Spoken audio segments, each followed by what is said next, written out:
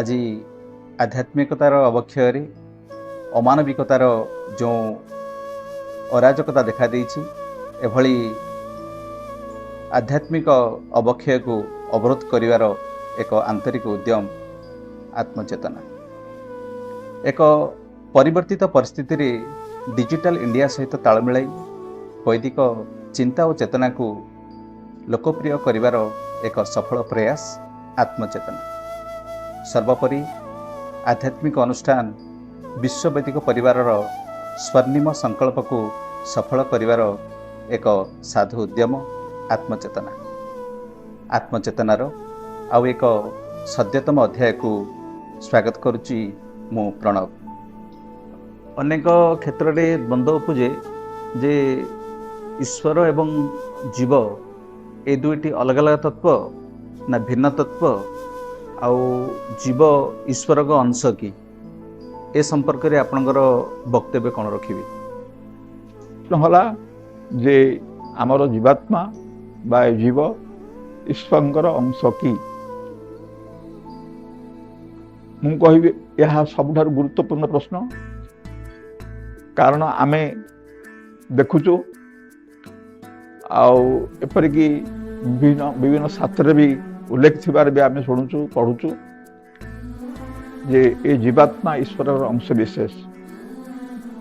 यह मध्य संपूर्ण रूपे मिथ्या विश्वास। जो शास्त्र लिखा है से आमरी भली जड़े कई मनुष्य लिखिं से ईश्वर कृत ग्रंथ नुह किंबा ऋषिमुनि कृत ग्रंथ नुह। जीवात्मा एवं ईश्वर जीव एवं ईश्वर भितरे आकाश पाताल तफात। जदि ए जीवात्मा ईश्वर कौन से एक अंश ही था ताहले ईश्वर पाखरे जो सब गुण रही अनंत गुण ए जीवात्मा बा आम मनुष्य पाखरे से गुण निश्चय रही था। उदाहरण स्वरूप आम देखा जो समुद्र पानी लुणिया समुद्र पानी जो समुद्र जेको स्थान आम जदि से पानी को चाखिबा ताहले लुणिया लगे। समुद्र विराट समुद्रर सबु जाक पानी लुणिया एवं से गोटे टोपा जदि आम आनिबा गोटे बिंदु जदि आनिबा ताहले से बिंदुर जल मध्य लुणिया लगे। समुद्र पानी जमी लुणिया से जो छोटिया बिंदुरे बंध से लुण अंश रही। ठीक से भली ईश्वर पाखे जिते सब गुण रही जदि आमर जीवात्मा बा आम मनुष्य तांकर अंश विशेष ही था ईश्वर गुण निश्चित भाव में आम पाखे रहा कथा। किंतु ईश्वर पाखे थिबा गुण आम पाखे किछि हेले ना तेणु अंश विशेष होवार प्रश्न उठुनी। उदाहरण स्वरूप कहुपारे जे ईश्वर होउचंदी सर्वव्यापक। ईश्वर सर्वत्र रही। एमती कौन स्थान नहीं जोटि कि ईश्वर नाहंती बोली आम कहि। तेणु ईश्वर सर्वत्र विद्यमान किंतु मनुष्य एकदेशी। आम गोटे स्थान में रहा आम जुआड़े गले दुईटी स्थान में रही पार ना गोटे स्थान में रहा। तेणु ईश्वर जो सर्वव्यापकता गुण रही से गुण तो मनुष्य पाखे ना।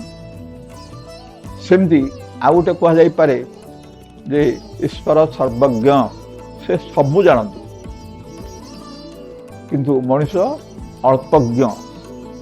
एपरी केत स्तर में से मनुष्य अल्पज्ञ नुहतु संपूर्ण भाव में अज्ञ। मनुष्य को किसी जना मनुष्य कौन ज्ञान ना। तेणु ए क्षेत्र में ईश्वर कौन गुण मनुष्य पाखे ना। ईश्वर अंतर्यामी से सबु प्राणी मानकर अंतर कथा जापारती कि मनुष्य निजर अंतर कथा भी जापे। मनुष्य निज अंतर कथा भी जापारे सी कहार अंतर कथा कि जाने। तेणु ए क्षेत्र में ईश्वर गुण ना। मुझे किछटा मुख्य मुख्य गुण कथा कहूँ। ईश्वर होउचंदी न्यायकारी किंतु मनुष्य न्यायकारी नुह। जिते अन्यायकारी होउची मनुष्य जिते अन्याय काम मनुष्य कर न्याय हबार गुण ना मनुष्य पाखे। एपरी जो मैंने न्यायवंत बोली आम कहूँ से बहुत समय अन्याय करती। कारण मनुष्य मात्र के भूल करू, मनुष्य मात्र के प्रमाद करू, किंतु ईश्वर एकमात्र तत्व जी कि केबे हेले किसी भूल करते नहीं, अन्याय करते नहीं, से सब न्याय करे। सेमती आमे ईश्वरंकर आउ गोटे गुण कहबा जे ईश्वर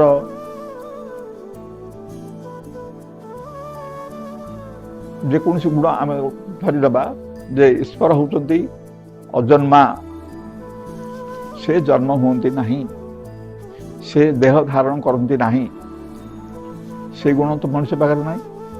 कारण आम भीतर जो जीवात्मा अच्छी से जीवात्मा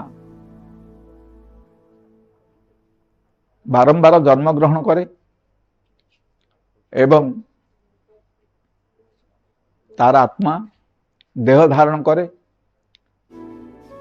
जेहेतु आत्मार सेटा धर्म, आत्मार काम, आत्मार धर्म होची जे से तत्व आत्मतत्व गोटे शरीर आउ गोटे शरीर को जीव एवं तार निरंतर कर्मफल भोग करियो। यह होची आत्मा गोटे शरीर अन्य शरीर को जीव एवं से निरंतर कर्मफल भोग। किंतु ईश्वर होचंती अजन्मा, अनंत, अनादि, से को देह धारण करते नहीं। एथिरे आत्मा मध्य अलग हला। तेणु यही भाव देखा गले ईश्वर पाखे जो जो जो सब गुण रही से कौन सी गुण आम पाखे ना, मनुष्य पाखे ना।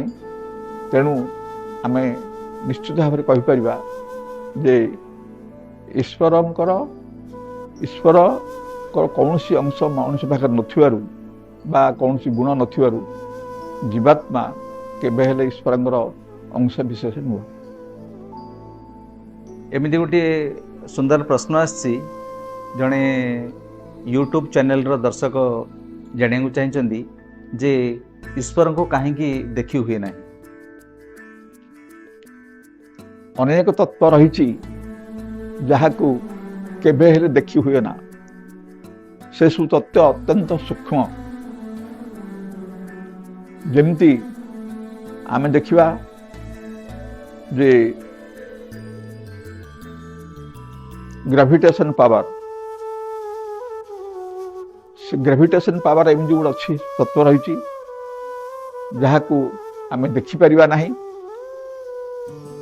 किंतु ताको आमे अनुभव करि पारुछु। जेहेतु जेकोसी वस्तु जदि आमे ऊपर को फिंगिबा बाहर से तल को पड़ जीव, से आमे अनुभव कले, उपलब्धि कले जे पृथ्वीर गोटे ग्रेविटेशन पावर अच्छी, चुंबकीय शक्ति अच्छी, जहाँ कि से वस्तु को ऊपर तल को टाणी आए। से जो चुंबकीय शक्ति ताको आम देखी पारे कि देखी पारे ना, ताहले से चुंबकीय शक्ति पृथ्वी ना बोली आम कहीपर। तेणु यही अनेक तत्व अच्छी जहाँ को आम अनुभव कर किंतु देखिपर ना। से आम आउ गोटे तत्व नहीं पार जे आमको किसी गोटे हठात माड़ होगला, कि आम झुंटी पड़े बा आम देह कौन गोटे जिनस आसिक पड़गला, आमको माड़ होगला, आम दुख अनुभव करूँ, रक्त बाहरला कि कौन है, आम दुख पाऊ, कष्ट हो, जंत्रणा पाऊ। से जंत्रणा को आम अनुभव करूँ किंतु से जंत्रणा को देखिपर ना। देखिपर कि जंत्रणा को आम देखिपर ना, जंत्रणा ना बोली आम कहीपर, कारण आम जंत्र को अनुभव करूँ, देखी हम। एमती अनेक सूक्ष्म तत्व रही, एपरि अनेक जीवाणु, भूताणु, जो भाइरस फाइरस कहूँ सब, से अनेक जिनस अच्छी तुम केते पावरफुल अणुवीक्षण जंत्र देखिले मत देखा जीव ना। तेणु सेटा ना बोली आम कहीपर ना। से भाव ईश्वर तत्व सबुठी विद्यमान, से सूक्ष्म रु सूक्ष्मतर सूक्ष्मतम तत्व। तेणु कहीं देखिपर संभव नुह, केवल आम अनुभव कर।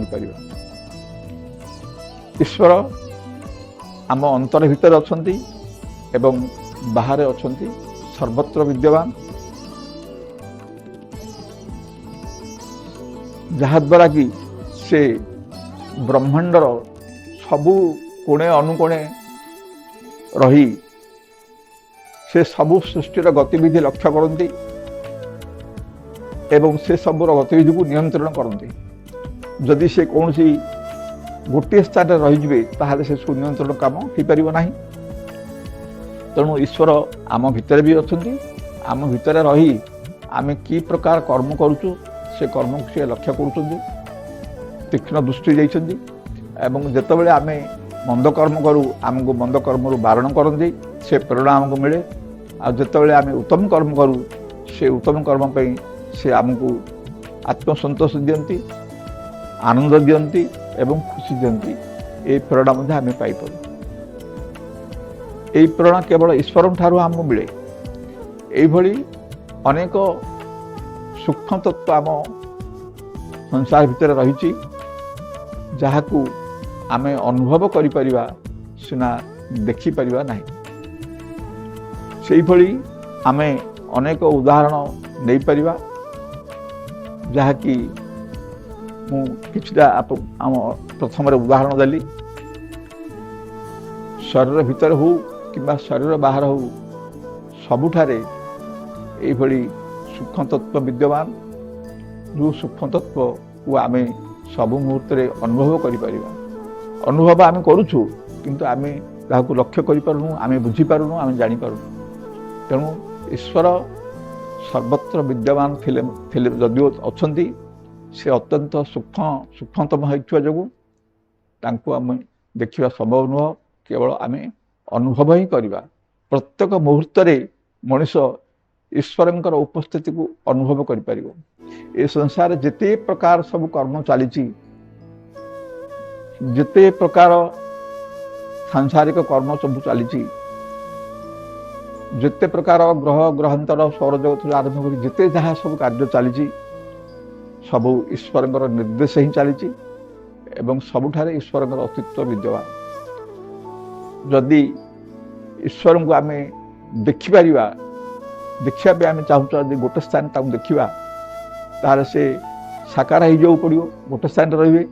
ଯଦି ଗୋଟିଏ ସ୍ଥାନରେ ରହିବେ ତାହେଲେ ଆମେରିକା କାନାଡ଼ାରେ କ'ଣ ହେଉଛି କି ସେ ଜାଣିପାରିବେ ନାହିଁ, ବା ସେଇଠାର ଗତିବିଧି ସେ ନିୟନ୍ତ୍ରଣ କରିପାରିବେ ନାହିଁ। ସୌରଜଗତରେ କ'ଣ ହେଉଛି ତାକୁ ବି ସେ ନିୟନ୍ତ୍ରଣ କରିପାରିବେ ନାହିଁ। ତେଣୁ ସେ କେବେ ହେଲେ ଏକଦେଶୀ ହେଇପାରିବେ ନାହିଁ, କୌଣସି ଶରୀର ଧରିପାରିବେ ନାହିଁ, ବା ଆମେ ଦେଖିବା ପାଇଁ ସେ କେବେ ହେଲେ କୌଣସି ଆକାର ଗ୍ରହଣ କରିବେ ନାହିଁ। ତେଣୁ ଈଶ୍ୱର ନିଶ୍ଚିତ ଭାବରେ ସୂକ୍ଷ୍ମ, ତାହାଙ୍କୁ କେବଳ ଆମେ ଉପଲବ୍ଧି କରିପାରିବା କିନ୍ତୁ ଦେଖିପାରିବା ନାହିଁ।